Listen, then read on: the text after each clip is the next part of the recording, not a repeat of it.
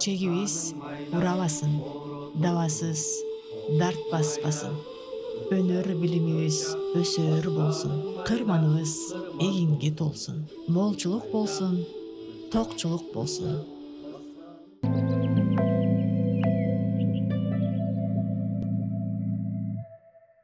Өтө мээримдүү жана ырайымы чексиз Алла Тааланын аты менен. Ассаламу алейкум, урматтуу Марал радиосунун угармандары жана көрөрмандары. 11 айдын мырзасы болуп аталган мына куттуу Рамазан айында сиздер менен кайрадан берекелүү Рамазан программасындабыз.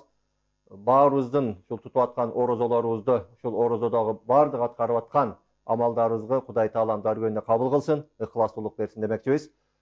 Бүгүн сиздер менен ар бир эле ибадаттын өзүнүн талаптары бар. Мына ошол талаптарын дагы бир жолу эсибизге салуу үчүн, кээ бир маселелерди дагы бекемдеп алуу үчүн, ушул орозобузга таандык болгон маселелерди дагы да бекемдеп алуу үчүн атайын студиябызга конок чакырганбыз. Бүгүнкү студиябыздын коногу Олжобай устазыбыз келип отурат. Ассаламу алейкум, Олжобай устаз, кош келдиңиз.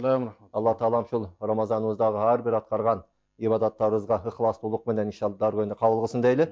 Устаз, сөз башын ушул сүйүктүү пайгамбар саллаллаху алейхи вассалам бир куттуу хадисинде бардык амалдар ниетке жараша деп айткан экен. Ушул орозобуздун ниети тууралуу сөз баштап берсеңиз. Бисмиллахир-рахманир-рахим. Алхамдулиллахи rabbil alamin. Вассалату вассаламу аля расулиллах. Амма ба'д. Ассаламу алейкум ва рахматуллахи ва баракату. Барыңыздардын бүгүнкү берекелүү Рамазан айыңа куттуу болсун. Ниетке келе турган болсок, баягы бизде ниет деген нерсе шариятыбызда эң негизги нерсе. Эгерде бир нерседе ниет кылынбай калса, анын сообу жок болуп калат, же болбосо ибадатыбыз жарабай калуу коркунучу бар да. Ошого ниет бул эң негизги нерсе. Рамазан айындагы ниет маселесине келе турган болсок, бул маселени бир аз ачып айтсак жакшы болот да. Рамазан айындагы ниет кандай болот, анан Рамазан эмес башка айдагы орозолордун ниеттери кандай болот? Айырмачылыктар бар. Айырмачылыктар бар. Себеби Рамазан айынын ниети түндөн баштап шарият күнүнүн жарымына чейин ниет кылса, ниет дурус болот. Же болбосо мутлак эле мен орозо кармаганга ниет кылдым деп, бирок ошол түндөн баштап убактысы шарият күнүнүн жарымына чейин. Ал деген нерсе дахватул кубра деп айтылат биздин китептерде. Ошол завалга жетпестен туруп, шарият күнү дегенде эми ошол күн чыккандан баштап, фажр намазынан баштап, анан кайсы күн батканга чейин. Ушул шарият күнү дейт. Ушунун жарымына жете элек мезгилде ниет кылып кала турган болсо, Рамазан айына жана нафилдерге дурус. Себеби ошол шарият күнүнүн жарымына чейин ниет кылып кала турган болсо, болду ошол күнү орозо кармалды деген, же болбосо ниети дурус болду деп айтылат. Рамазанда мына ушундай. Ал эми нафилде дагы ушуга окшош эле, себеби буга пайгамбарыбыз саллаллаху алейхи вассаламдын хадиси бизге далил болуп берет. Пайгамбар саллаллаху алейхи вассалам үйүнө келип, үйдө бир нерсе барбы деп суралганда, жок, үйдө эч нерсе жок деген, анда мен орозомун деген. Демек ошол шарият күнүнүн жарымына чейин ниет кылып калуу бул нафил орозо боюнча. Эми Рамазандагы мына ушундай. Эми ниеттин эң негизги орду бул жүрөк. Жүрөк менен ниет кылуу керек. Тил менен айткан бул мустахаб амалдардан. Себеби азыркы мезгилде биздин жашообузда ар кандай маселелер көбөйдү, проблемалар көп дегендей, адам өзүнүн оюн жүрөгү менен кыла албай кала турган болсо, анда тили менен айтып, жүрөгү менен тастыктаганы бул ошол талапка ылайык болот.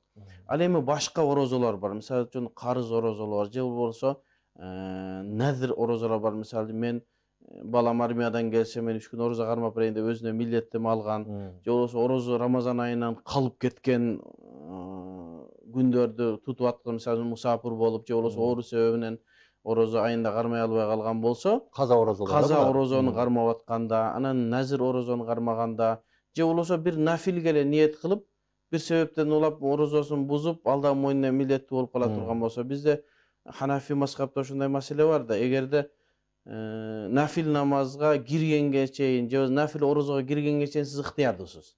Качан киргенден кийин сизге милдет болуп калат. Эми ошентип бирөө нафил орозого ниет кылып туруп, анан бүтүп кала турган болсо, мына ушул 3 нерседе адамдар ниетин түндөн кылышы керек болот. Тебитин ния дейт. Ниетти түн өтүш керек. Мына мисалы үчүн карыз орозолорго, же болбосо назир орозолорго түндөн ниет кылыш. Эртең мен ошол дахватул кубра саат 10-11 чейин барып ниет кылам бүгүнкү өткөнкү жылкы калып кеткен Рамазанымдын орозосун десеңиз жарабай калат. Ана нафил менен Рамазанда ошо түшкө чейин же болбосо шарият күнүнүн жарымына чейин ниет кылса дурус болот. Эми ниет деген нерсе ошол адат менен ибадатты айырмалай турган нерсе. Башкача айтканда, ибадат менен жөнөкөй нерсени айырмалай турган ниет. Ошого ниет бизде талап кылынат. Эгерде ниет кылбай калса, анда анын ибадаты дурус болбой калат. Анан ошого ниет маселесинде дагы орозо Рамазан айына байланыштуу жооп бере турган болсок, күнүгө ниет кылыш керек. Бизде ошол бир көрөмөз түшүнүп башталганда эле бир ниет кылып коюш. Ошо мен орозо Рамазан айына эле ниет кылдым эмес, күнүгө. Себеби Рамазан айынын ар бир күнү өзүнчө. Себеби бир күнү кармабай калсак 30 күндү каза кылбайбыз да, ошол эле күндү каза кылабыз да. Ошон үчүн ар бир күнгө ниет кылуу милдет болот десек, ушуну басай белгилеп айтышыбыз керек. Демек, коомчулуктан көп суралат да ушул суроочу.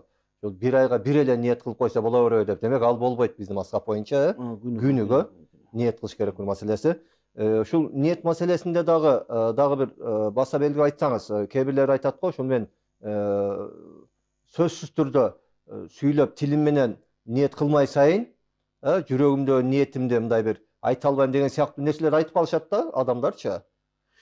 Ушул ниет маселесинде да бизде мындай бир жомок бар да. Ниетти тил менен кылбаш керек, тил менен кылсаң бидат болот, пайгамбарыбыз кылган эмес, сахабалар кылган эмес деген бир түшүнүктөр бар да. Жок, ооба, ниеттин орду жүрөк. Жүрөктөн ниет кылсаңыз жетиши болот. Бирок заманда бир адам ушундай болуп жүрөгү менен ниет кыла албайса, сиз айткандай, тили менен кошумчалап коюу бул мустахаб деп Ханафи мазхабта айтылат. Мисалы, кээде мисалы үчүн ажылыкта тил менен айтуу мустахаб. Айтуу милдет. Милдет десеңиз. Анан башка мезгилдерде орозодо болсун, намаздарда болсун, ошону тил менен айтып коюу шариятыбызга каршы келбейт. Бидат деген нерсе бул шариятыбызга каршы келген жаңы болуп пайда болгон нерсе да. Ал эми ниет менен айтып, жүрөгү менен, тили менен бири-бирин тастыктаган бул шариятыбызга каршы келбейт. Биздин чоң аалымдарыбыз, алардын арасында мисалы устазыбыз Салах Абул Хаж өзүнүн китептеринде ниетти тил менен, жүрөк менен бириктирип айтуу мустахаб. Демек, бул ошол адамдын ошол аткарып турган ибадатына дагы бекемирээк. Бекемирээк ибадат кылып атабыз да, ибадатыбызга өзүбүз кичине башка нерсени ойлоп атып, анан ибадатыбыз жарабай калбашы керек да. Тил менен айтып, жүрөгүбүз менен тастап койсок, ашчы болбойт. Дагы ушул эле ниет маселесинде да кээ бир адамдар ошол орозодо бир аз арыктайт экенмин, орозодон кийин кандайдыр бир ден соолугум чыңалат экен деген нерселерди дагы коюшат да, анан кайрадан ниетим бузулуп калбадыбы дейт да. Бул туурасында кандай?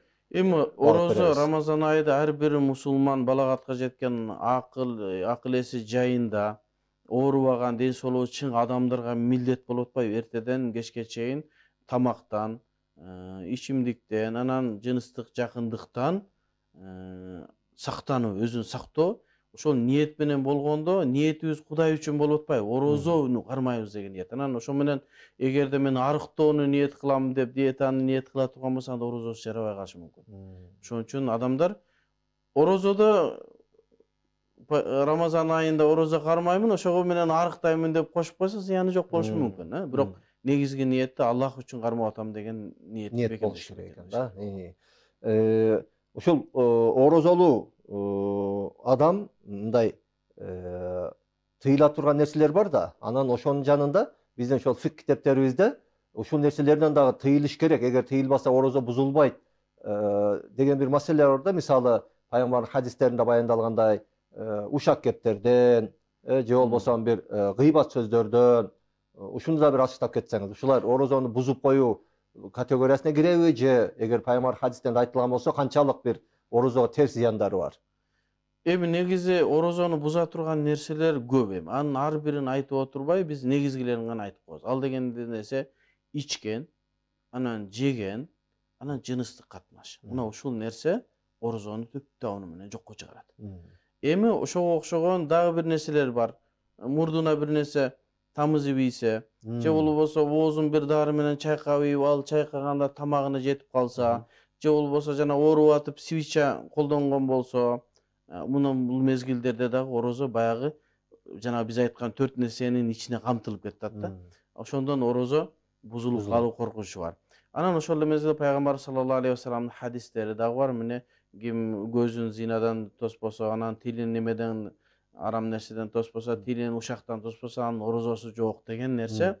Ал орозосу кармалбай калды, казасын кармасын деген мааниде эмес, балки анын соогу жок, кур калды деген нерсе. Миллетиңен кутулдуң эптеп, бирок соогу жок калдың. Эртең барганда карызыңан кутулдуң, бирок соогуң жок деген. Ошо орозо мезгилинде эми дайым эле адам ушактан, арам нерселерден, башкадан сактанышы керек, бирок өзгөчө Рамазан айында кылып аткан ибадатынын ушул берекелүү Рамазан айында адамдар бул мусулмандардын бир жанагы сезону да, ушу ибадат кыла турган мезгилде анан элдер үчүн эртеден кечке чейин ачка болуп, анан карызыңан эле кутулуп, анан соогу жок калгандан абайлап, ушу Рамазанда ушундай нерселерден абайлашыбыз керек да.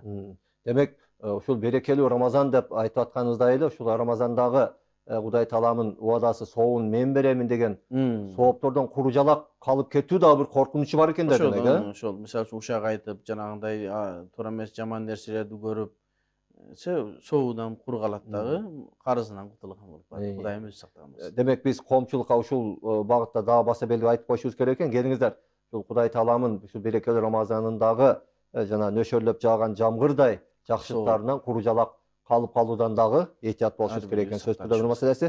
Могул фикый маселелерде көп коомчулуктан келген суроолордо дагы ушундай көп келет да, устаз, ушунда бир кайра бир бекемде айтып койсоңуз.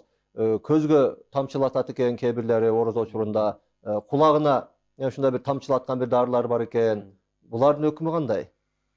Бизде негизи орозону буза турган нерселер эки тарапта, 3 дейлик, 3 нерсе менен орозо бузат да. Баягы ооз менен мурундан кирген нерсе тамакта даамы билинген болсо, анан арткы авреттен ичине бир нерсе салынып, свеча бир нерсе салынга же суу киргизген болсо, ошон үчүн Рамазан айында баягы авретти жууганда көп ачпастан жууш керек, суу кирип кетүү коркунучу бар.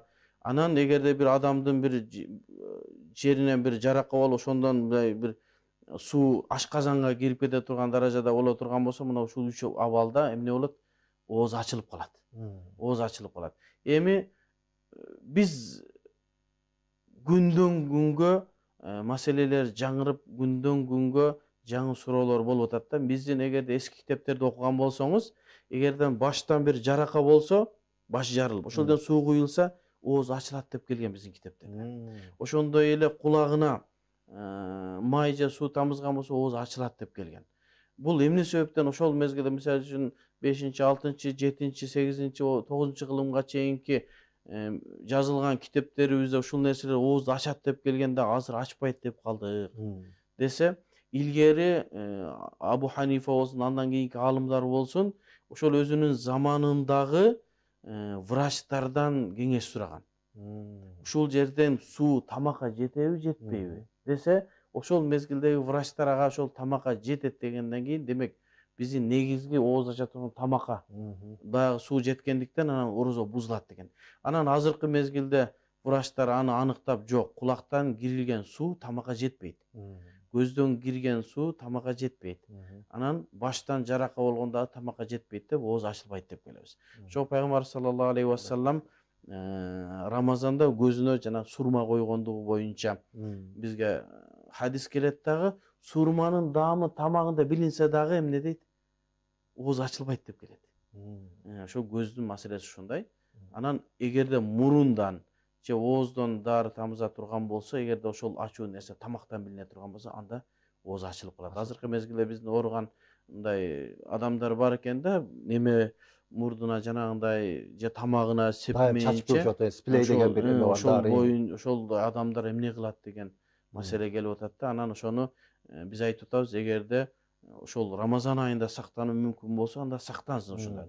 Эгер сактанбай кала турган болсо, ушул себилген нерсенин аз өлчөмдө болгондуктан, тамакка жетсе дагы аз өлчөмдө болгондуктан, жанагы шилекей дагы аз өлчөмдө болгон үчүн ооз ачылбайт деп фатва берилип келет, зарылчылык үчүн. Зарылчылык үчүн. Анан эгерде бирөөнүн мүмкүнчүлүгү болсо, мындан алыстаганы жана сактанганы жакшы болот. Кээ бир жана айтып өттүңүз, жана мурун ооруларында сеппейт экен, мындай бир жыттайт экен да. Жыттаганда зыяны жок. Себеби бизге баягы суу же бир мадда тамакка жетиши керек. Жыттаганда эми ошону жыттаганда гүл деле жыттайбыз, атырды деле жыттайбыз да. Бул нерселер менен ораза ачылбайт. Оразга зыяны тийбейт, Жыл деле ушул маселени кайра коомчулукка мындай бир кабарлайбыз да, айтабыз да, укол маселеси. Ушул маселени дагы бир коомчулукка бир баяндап койсоңуз. Эми элдин арасында ушул укол маселеси боюнча мындай бир талаш тартыш маселе бар. Эми айтып атабыз, бул жаңы пайда болгон маселелерден. Мурдагы китептерибизде баяндалбай, балки кийинчерээк баяндалган маселелерден болуп, Египеттин мурдагы муфтии Мухаммад Бахит ал-Мути'i деген чоң алым өткөн. Ал өзү илгери Шафи мазхабында болуп, кийин Ханафи мазхабына өтүп, Ханафи мазхабында көптөгөн китептер жазып, акыркы ошол 20-кылымдагы эң чоң алымдардан эсептелинген улуу алым болгон Ханафи мазхабында көптөгөн китептерди талак маселеси боюнча, орозо маселе боюнча көптөгөн китептер жазган. Мына ушул киши эң биринчилерден болуп, укол орозону бузбайт деп фатва берген. Андан кийинки келген алымдардан, биздин Ханафи алымдардан болсун, жана башка алымдар да ушул нерсеге таянып, мисалы биздин Минбардын шейити деп атап жүргөн Шейх Рамадан Бути, Аллах Таалам өз меримине алган болсун, ошол киши дагы ошол орозодо кылган уколдор орозону бузбайт деп фатва берген. Андан кийин ошонун азыркы дүйнөнүн эң көрүнүктүү Ханафи алымы устазыбыз Салах Абул Хаж дагы уколдун бардык түрү оозду ачпайт деп айтылат. Эми ушул жерге бир тактама киргизейин, эгер убактыңыз алсам дагычы. Себеби бирөө айтып атат да, эгерде денеге азык боло турган болсо, анда ал оозду ачып калат. Андай боло турган болсо, кээ бир ушундай дарылар бар, укол алып алып туруп керелден кийин тамак жебей жүрө берсе деле болот деген маселени айтып калышат да. Бул жерде тактап айта турган нерсе, ооба, денеге азык бере турган нерсе орозону бузат. Мисалы, топурак жеп алса, орозо бузулбайт. Себеби ал денеге азык бербейт. Бирок ошол азык деген нерсени дагы тактап билишибиз керек да. Азык ал-манфазил му'табар. Жанагы кире турган, этибарга алынган жерден кирсе гана эсепке алынат. Ал жерде шарты бар, Ошол тамактан же артка абыреттен кирген абалда гана ошол денеге пайда, мындай кубат берет, азык бере турган болсо, мына ошондой деп айтабыз. Ал эми териден берилген же тамырдан берилген нерсе, бул манфазил му'табар, жанагы манфаз деген кире турган жер. Этибарга алына турган жер эмес болгондуктан, эгер ал азык берсе дагы орозо ачылбайт деп фатва берген. Мухаммад Бахит ушундай деп фатва берген. Анан ошол эле мезгилде биз крем сыйпанабыз. Ошол деле крем денеге сиңип атат. Биз эгерде ошону оозубуз менен жесек, ал крем оозду ачат эле. Денеге сыйпалган крем, аялдарыбыз беттерине сыйпаган кремдер денесине сиңип кетет. Ал колуна куюп, шыбаган баары денеге сиңип кетет. Ошол сиңип кеткен нерселерди ооз ачат деп айтпай атабыз го. Себеби ал деле дене азык алып атат деген нерсе да. Бирок жанагы этибарга алынган тешикчеден кирбегендиги үчүн ал нерселер орозо бузулбайт деп айтат. Ошондой эле биз жуунган мезгилде деле дененин тешигинен көптөгөн суулар кирет. Клеткалардан. Ошол дагы баягы этибарга алынган тешикчеден кирбегендиктен бул дагы оозду ачпайт дейбиз. Анан ошо менен биз ушул мезгилде ушунун фатвасын берип келе жатабыз. Себеби адамдарга бир жеңилчилик, шариаттын, эми ислам динибиз өзү жеңилчиликке чакырылган дин, анан ошону өзүнүн эрежелери менен, кичинекей эле бирөө эле ойунан чыгарып бир нерсени айтып аткан жери жок. Мухаммад Бахит Мути'i деген чоң алым, Рамадан Бути деген, Салах Абул Хаж деген кандай үлкөн дүйнөдөгү алымдар ушуну фатва берип аткан. Анан биз ошолорду ээрчигенибиз жакшыраак болот. Эми бул жерде кээде ооруп жаткан, сырколоп жаткан адамдарга бул жеңилдик болот. Анан бир адам бар, укол Рамазан бүткөндөн кийин деле алса болот. Анан ошого жок, мен азыр алам дегени, ага айтабыз, эми сен сактанганың жакшы. Же ооз ачардан кийин. Же ооз ачардан кийин ошондой кылса деле болот. Анан биз ушу зарылчылык келип калып, ушул берекелүү айда мен Рамазан айында орозом жок, орозо ачпай калып кетпейин ушу уколдун себеби менен дегендерге ушундай нерсени айтып атабыз. Анан ошого адамдар туура түшүнүшү керек деп ойлойм да. Мына ушул жерде жанагы орозону буза турган нерселерден бир нерсени айтпай кетиппиз. Түтүн. Бизде эми араб арабтарда ушул нерсе көп, анан кыргыздарда да бар. Жанагы арчаны түтөтүп коет, же башка нерсе кылып коет. Орозо адам киргенде ошону өзү жыттаган болсо оозу ачылып калат. Себеби түтүндө бир жанагындай дене бар болгондуктан ошо. Анан жанагы бууга ооз ачылбайт. Буу болсо анда бир өзүнчө неме жок. Андагы суунун көлөмү өтө аз болгондуктан анан түтүнгө ооз ачып, ошондон айтабыз тамеки чеккен өзү макрух тахрими, дурус эмес. Рамазанда болсун, Рамазандан башка мезгилде деле. Эгерде бирөө тамеки чеге турган болсо, анын орозосу ачылып калат. Эми бирөө жолдон өтүп бараткан болсо, бир жерде түтүн болуп атат, андан сактануу мүмкүн болбой турган болсо, анын астынан өтүп кете берсе, ал нерсеге эмне зыяны жок. Себеби биздин китептерде ушундай маселелер келет. Эгер кетип атса, бир чымын оозуна кирип кетсе, ал не болот? Анын сактануу мүмкүн болбогондуктан анын орозосу ачылбайт деп айтабыз. Анан түтүндү ушул атайлап өзү жыттаса, тамекини өзү тарта турган болсо, анда орозосу бузулуп калат.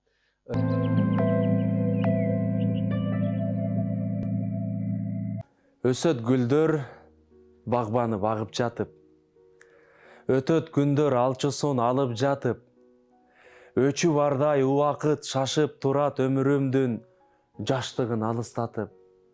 Жолдо барам, түбү жок жолдо барам, жалын кечип жашоодон өрнөк алам. Бүтчү күндү унутуп койгон менен, баскан сайын жакындап көргө кадам. Адам деген көпүрө турмушуна, адам деген жөлөк да курбосуна, күч бар кезде биригип бир муштумга курсак экен көпүрө кыргызыма. Сен өлбөйсүң, артыңда изиң калса, сен жашайсың, тарыхта ишиң калса, ташты талкан кыла бер сапарыңда, темир кессең, мокобоз мизиң барда. Кесине тилден берген, өлбөчүдөй өмүргө кимдер келген, билсең бул күн тутанып тутанбаган бүлбүл оттун жарыгы бир ирмелген. Шилекей маселесин да көп сурашат да коомчулуктачы. Мисалы даарат алгандан кийин тиги оозуңда шилекейди жутуп алсаң, оозуң ачылып калабы, ачылбай калабы, себеби даарат алып оозуңду чайкагандан кийин кандайдыр бир суулар калып кетет го деген сыяктуучу. Ошону дагы айтсаңыз. Шариятыбызда ушул нерсеге уруксат берилген. Бир гана орозо адам гусул кылып жуунганда же болбосо даарат алганда гаргара кылбасын дейт. Гаргара деген жана тамагын чайкайт го. Ошондой кылбасын, себеби суунун ар жакка кетип калып коркунучу бар. Эгерде ошондой боло турган болсо, орозо ачылып калат, ошон үчүн оозду гана жуулат дейт. Анан ошо ооздо калган сууларга кечирим дейт. Кечирим. Эми шилекей ошол нерсе менен, бул нерселер баягы эми орозодо тамак кургайт дегендей, бизге ошо азыр сүйлөп атканда тамак кургайт, анча мынча шилекейлерди жутулган болсо, буга зыяны жок. Ошо мисалы бизге бул китептерибиздеги мисалдардан мисалы койду соёсуз. Койду сойгонуңузда, койду сойгондогу кан бул арам болуп эсептелет. Бирок интип карасаңыз, эттин арасында сойгондан кийин кандар калат, буларга кечирим дегендей маселе ошого экөө окшош. Бир баптан. Өтө жакшы болду. Могул фидия тууралуу дагы бир маалымат берип кетсеңиз. Динибизде атайын кайсы бир түрдөгү адамдар үчүн фидия берүү маселеси бар эмеспи? Биринчиден, кандай адамдар ошол фидия укугуна ээ? Экинчиден, фидиянын өлчөмү кандай болуш керек? Ошого да бир токтолуп кетсеңиз. Фидия дегенде эми ошол тутулбай калган орозонун ордуна садака берүү, ушуну фидия деп айтат. Анан негизи хадистер бар. Адамдар ошол хадистерди көрүп, бир адамдын орозосу калып калса, анын ордуна орозо кармап берсе кандай болот? Ханафи мазхабыбызда бирөөнүн атынан бирөө орозо кармабайт. Бирөөнүн атынан бирөө намаз окубайт. Бирөө намаз калып кетсе, өткөндөн кийин анын намазын окуп толуктап бербейт. Бизде ошо фидия деген шариятыбыз бар. Фидия деген нерсе ошол тутулбай калган орозонун ордун баса турган нерсе. Бул садака болуп, бунун өлчөмү садака фитрдин өлчөмүнчө. Азыркы мезгилде ошол муфтият тарабынан кандай садака фитрдин чоктом чыгарылган болсо, мына ошол нерсенин өлчөмүнчө бир мискинди, бир кембагалды тойгозуу. Тойгозуу дегенде ошо бир күндүк курсагын тойгозуу болот дагы, шариятыбызда 2 маал тамак деп эсептелинет. Ошол азыркы замандагы орто тамактар эсептелинип, ошого бир адамдын бир күндүк орозосуна бир мискин эртеңки менен кечки тамагы менен тамактаныш керек. Анан эми кимдер фидия бериши керек? Анан кээ мен жумушта иштеймин, жумушуман бошой албайм, фидия берип кутулуп кетсем болот. Жок, андай эмес. Шариятыбызда жанагы карып калган аксакал ата апалар мына ушулар орозо тутканга мүмкүнчүлүгү жок, бирок басып жүрөт, сүйлөйт, намазын окуйт, бирок орозо кармай албайт. Мына ушуларга гана эмне фидия берүү шариатталынган. Андан кийин марадыл музмин деп жанагындай айыгуусу мүмкүн болбогон оорулар бар. Бирок жаш эле. Бирок оорусунан улам орозо кармай албайт. Рак болуп калган же ашказандан бир нерсе болгон, ошого окшогон баягы ден соолугу орозого кармаган ошолор дагы фидия берсе эмне болот? Ошолорго да дурус болот. Андан башка адамдар фидия бергенге болбойт. Орозосун кармап бериш керек. Жана айтпадыңызбы, бир мискинден, бир бечаранын курсагын толгон маселеси. Бүгүнкү күндө мына орозо питирдин өлчөмдөрүн карап көрө турган болсок, мисалы буудай менен мейизди салыштыра турган болсок, айырма өтө эле чоң көрүнүп атат да. Анан коомчулукта көпчүлүгүндө ошол орозо питирдин өлчөмү деп эле будайдын өлчөмү менен фидия берип коюу бир маселелери бар да. Ошол маселе кандай болуп калат анда? Ошол эмне себептен садака фитир Рамазан айында берилген садака фитирдин даражалары бар. Арпа бар, будай бар, арпа бар, анан курма, анан мейиз деген бар да.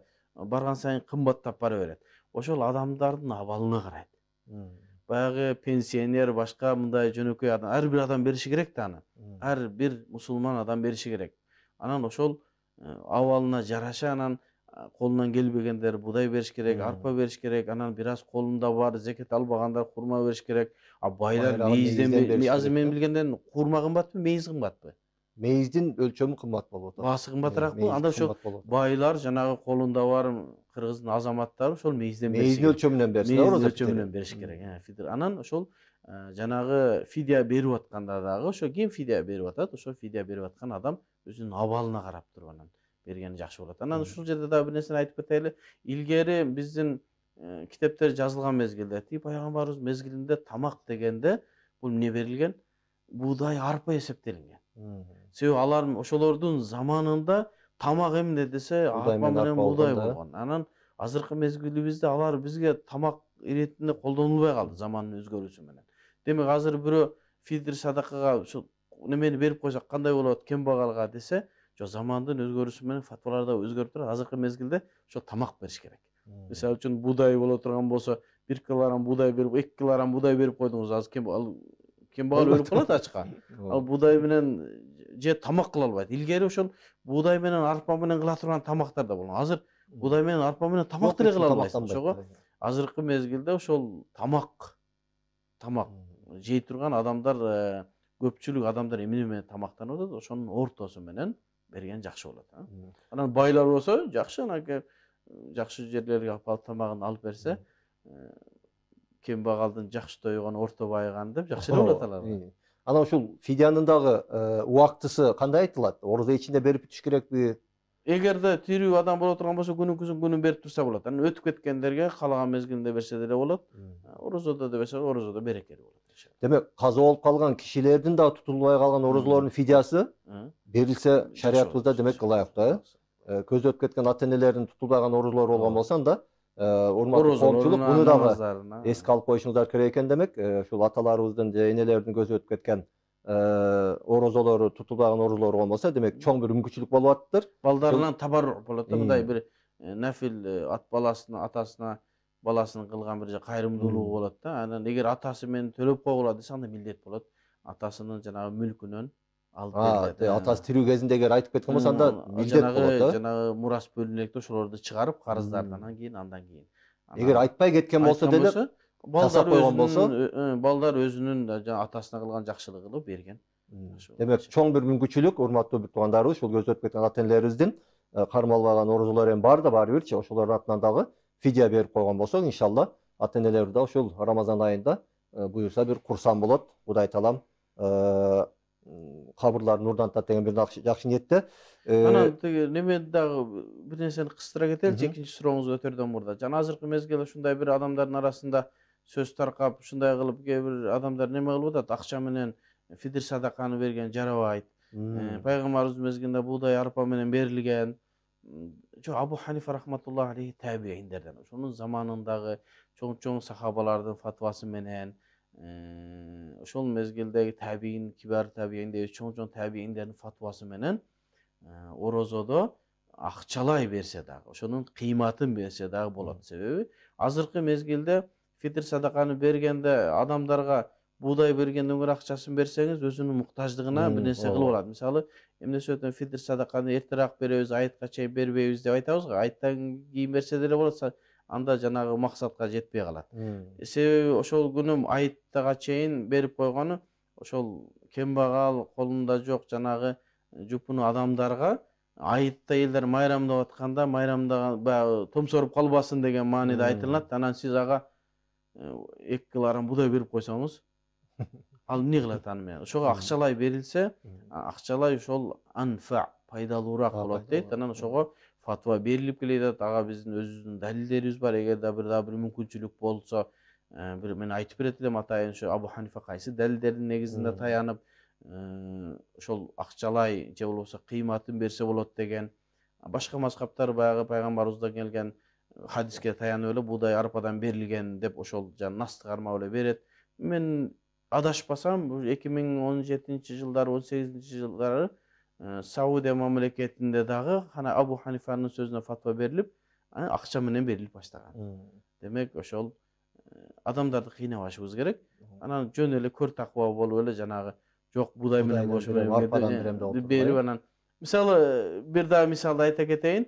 Ошо Саудияда деле Мекке шаарында биз жашап жүргөнүбүздө садака фитр бергенде адамдар супермаркетке барат дагы күрүч сатып алат. Анан кийин кайрап келип кембагалдарга берет. Кембагалдар кайра күрүчтү сата албай жүрөт. Ошондо эгерде ошонун акчасын берип койсо, өзүнө керектүүсүн алат. Пайдалуу болмок. Мүмкүн анын жана батиринин акчасын төлөй албай атабы, баласына памперс ала албай атабы, мүмкүн дары-дармек керек болот. Ошого анфалил фукара, кембагалдарга, колунда жокторго пайдалуу боло турган нерсе, бул акчада бар нерсени сатып алса болот. Ошондо биздин Ханафи мазхабтын фатвасы эң пайдалуу фатва деп айтсак болот. Мен да ошону айтайын деп атам. Демек, орозо питирди мүмкүн болушунча орозо башталгандан баштап эле берип болтурганыбыз эң жакшы, пайдалуураак болот деп эсептелет. Зыяны жок. Акыркы суроону берейин сизге. Ооз ачыруу аябай ошол орозо учурунда сооптуу амалдардан да пайгамбар саллаллаху алейхи вассалам үндөгөн.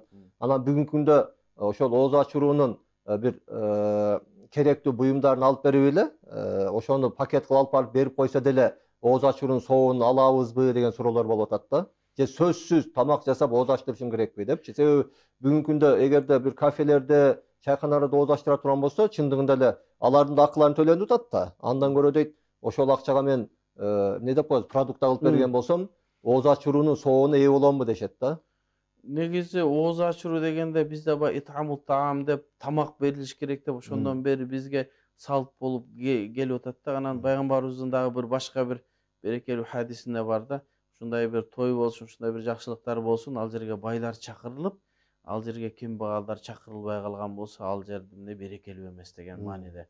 Азыркы мезгилде ооз ачарга көбүнчө эле баягы колунда барлар чакырылып, анан баягы колу муктаждарды орозого ооз ачарга чакырбай калган абалдар болот. Эми ооз ачар кылып аткан адамдын өзү эрки кимди чакырса, бирок ошол соопко жете берет. Эми ошол эле мезгилде ошол кембагалдарга дагы продуктусун кылып берсе, ал үй бүлөсү менен ооз ачкан болсо, бул деле ошол ооз ачтыргандын соогун алат. Себеби бул боюнча Рамазан айында ооз ачтыргандын соогу берекелүү көп да.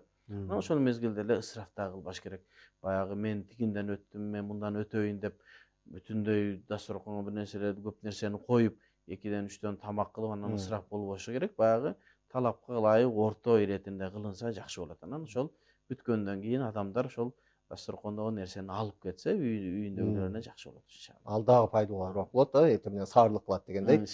Эң акыркы суроону берейин да, ошол айрыктама Бишкек шаарыбызда эртең менен саарлык кылуу деген дагы бир жакшы мындай адат дейбизби, бир жолго коюлуп атат да. Анан ошондо көп сурап калышат да, мен ооз ачарга убакыт таппай калдым, же болбосо жетишпей калдым, анан элдерди саарлыкка чакырып койсоң кандай болот депчи. Эми негизи чынын айтайын, мен жанагы Ханафи мазхабта бир аалымдар айтпаган сөздү мен өзүмөн айта албайм чындыгында.